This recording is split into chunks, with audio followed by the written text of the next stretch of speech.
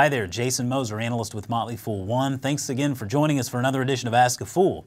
Today we're taking a question from Johnny, who essentially is asking, why not just keep it simple and invest $10,000 in 10 stocks for 10 years and see the results? Further, where would the fool place their bets? And I think you've hit in on something interesting here, Johnny. I've said a lot before that I think that investing is something you can make it as easy or as difficult as you want to make it.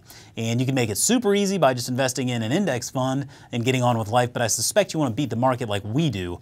So oddly enough, this summer I put together a portfolio of 10 stocks in honor of Father's Day. I call it the Father's Day portfolio. And as it stands, these 10 stock picks, it's not real money, mind you, it's just their stock picks, but I'm keeping up with them. But the Father's Day portfolio is up 20.5% versus the market's 10.1%. So we're already beating the market, and I think that'll improve.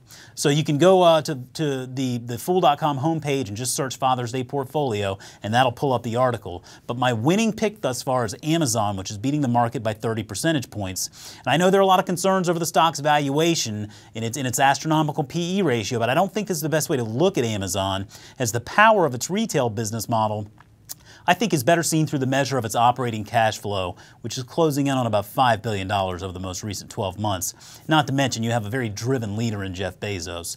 My biggest loser so far is Home Depot, and while it's in positive returns, it's still losing to the market by 5 percentage points. But thanks to low interest rates, many Americans, including myself, have been able to refinance their homes and put some of that savings towards home improvement projects, and I think this is a trend that's going to continue into the new year. And Home Depot's scale is also another big advantage over its competitor Lowe's. Home Depot has more stores, about 2,260 for Home Depot versus 1,831 for Lowe's, and this affords Home Depot more financial resources as well as consistently better margins, which is ultimately better for shareholders. So there are a couple of ideas for you. I like the way you're thinking. Thanks for the question, and make sure to check out the article on Fool.com.